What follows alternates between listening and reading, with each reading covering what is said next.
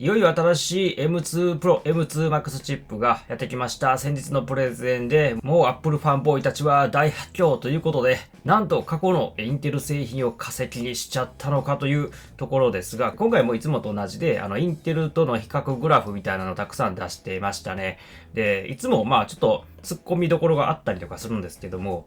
ちょっと今回ひどくねみたいな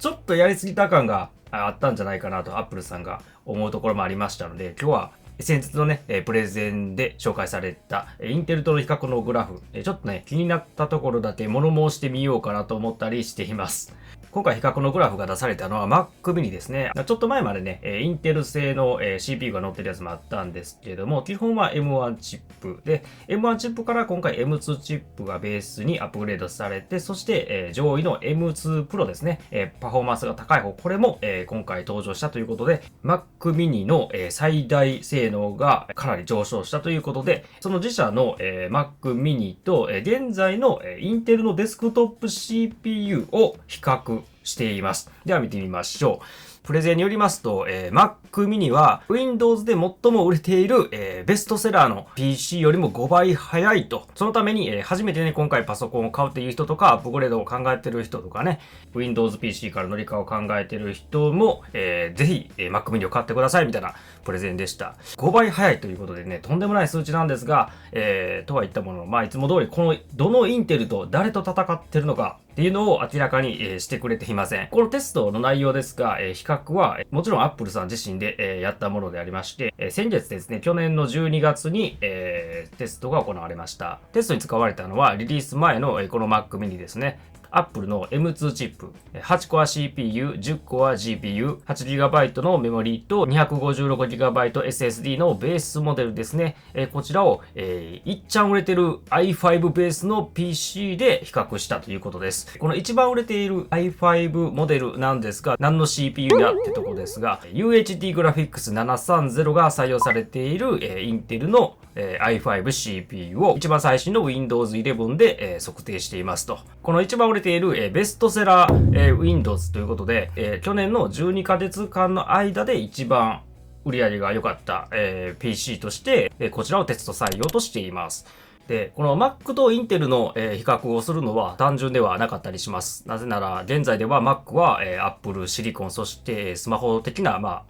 チップに置き換わっていまして、ARM vs86 という比較になりますので、基本を比較するのは難しい。しかも OS も違うので、ソフトウェア上の快適度をですね、間違いなく平等に数値化することはできません。なので、結果的に多少の差異とかね、バイアスがかかってしまうんですが、そんなことはね、テクのプレゼンでは常識になってます。はい。しかし対抗している製品がね、どんな製品なのかは明らかにした方がいいんじゃないかなと思います。UHD730 グラフィックスを採用しているインテル、しかも i5 ということで、ここで製品がかなり絞られてくるでしょう。まず UHD730 グラフィックスは、インテルの CPU の中に入っている GPU、内蔵グラフィックスですね。いわゆる小さい版の、グラボみたいな感じです。で、それぞれにネーミングがついているんですが、UHD730 グラフィックスから察するに、10世代、11世代のインテル製 CPU でしょう。ちなみに現在は第13世代。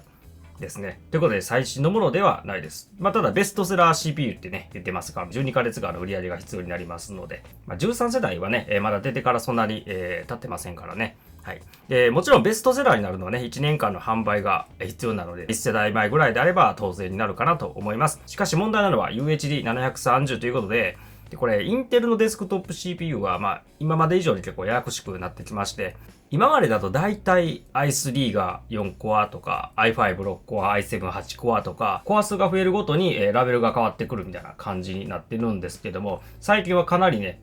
複雑になってきています。元からi5 でも、もちろん物理コアが4コア、2コアとかあったっちゃあったんですけども、最近はちょっと、昔の世代に比べても、めちゃくちゃコア数の変動が激しくなってます。で、今は、どのぐらいややこしいかと言いますと、ちょっと設定が変わりまして、i5 でもね、14コアとかあります。めちゃくちゃコア数増えましたね。UHD730 グラフィックスが入っているものといえば、11世代では、i5-11400、11400T とか、か、あとは12世代であれば12400とか 12400T とかになります。世代が一つの方がね、わかりやすいと思うので、いい方のね、12世代だと、仮定してみると、基本6コア CPU になります。しかし、ご存知の通り、12世代からインテルは大きな革命を起こしました。それはデスクトップ CPU も現在のビッグリトルみたいなね、M1 チップのような構造、大きいコア、小さいコアの組み合わせの構成にしてコア数を爆増させている設計になっています。コア数がこれによりね、爆増したことによりマルチコアスレッドは爆上がりしましたね。このビッグリトル、インテルはビッグビガーになるんですが、このビッグビガー設計を採用しているのは、同じ Core i5 でも12600よりも上のモデルであり、12400に比べると別シリーズのような設計にもなっています。今までと同じ形のコアが6個入っているのが12400とかなんですが、その上の12600とかからこのビッグビッグが採用されて、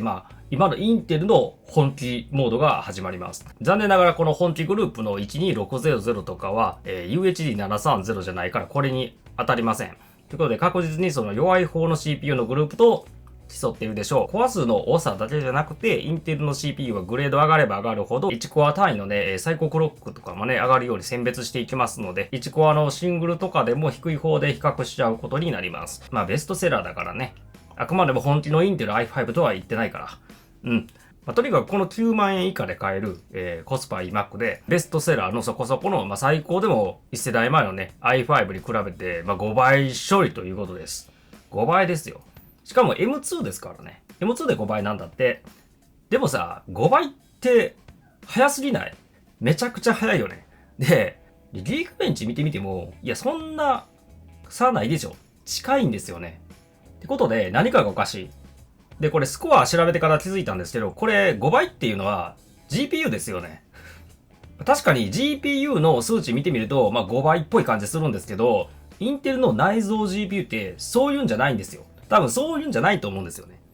確かに GPU を見てみると5倍とは言えなくないかもしれないです。でもインテルの内蔵 GPU そんなんじゃないから。世の中には高性能グラボが必要のない人たちもいてるから、金額は安いんで、性能が低い iGPU でとりあえず出力したがるユーザーもとても多くて、というかこっちが多数派かなと思います。で、ゲームをしたいなっていう人は iGPU なしの F モデルとか買って、コスパよくね、ゲーミング PC 組もうとかいう、こともあると思いますので、そういうんじゃないんですよね。もうなんなら、実はね、内蔵 GPU って、ノートの方がね、積極的にね、高性能 GPU 搭載したりしますんでね。ノート PC ではもう GPU 後からつけたりすることがね、できなくてね、それで OEM のね、シェア争いとかね、もう AMD と激しくなってますので、GPU は AMD もね、かなりモバイルとかもね、力入れてきたりしてますからね。ということで、そもそも内蔵 GPU の強さで勝負をしていないような、インテル CPU と、GPU、まさかの GPU 勝負ということで、ちょっとさすがにかわいそうなんじゃないかなっていう感じはします。で、それに、12月にテストしたってことは、最新のインテル13世代がもう出てたと思うんですよね。じゃあやっぱりね、そのベストセラーとか、言わずに、もう13世代で勝負しようよ。って思うんだけど。でもね、Apple Silicon 自体は、僕はほんとすごいいいと思います。もうすごすぎると思うんだけども、Apple Silicon の最大のポイントはやっぱりパフォーマンスパワーワットってことで、やっぱり 1W あたりの処理性能がね、かなりいいということで、ここが利点なんで、ここアピっていったらいいんじゃないかなと思います。インテルとかね、NVIDIA の組み合わせでも、めちゃ性能高いね、ノートとかね、新しい世代になってから作れると思いますけども、それがどれだけダウンクロックして、MacBook に詰めた時に性能が伸ばせるのかっていうのはちょっと、なかなか難しい感じもしますからね。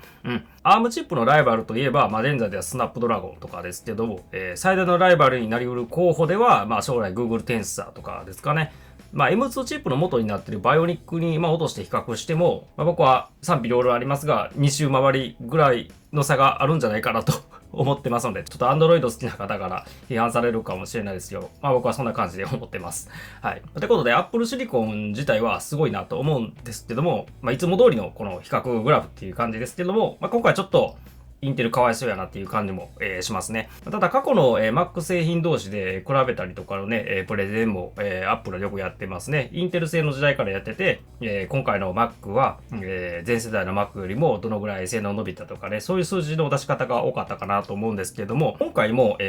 この Apple シリコンの、Mac mini と、インテル製で出していた、前の世代の Mac mini との比較を出してたんですけども、こっちの比較の方がどっちかっていうとやばい気がする。最後の最後まで Mac mini はインテル製残ってたんですけど、インテル製品と比較するときの問題は、もうインテルから脱却しますって言って2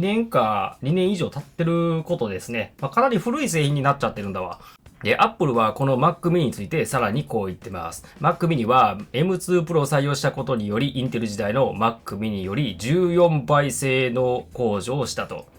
14倍。14倍ですよ。14倍。14倍。インテルの Mac mini っていつのやつなんですか？確かに最近まで売ってたけど、アップデートしてないだろ。5世代前だよ。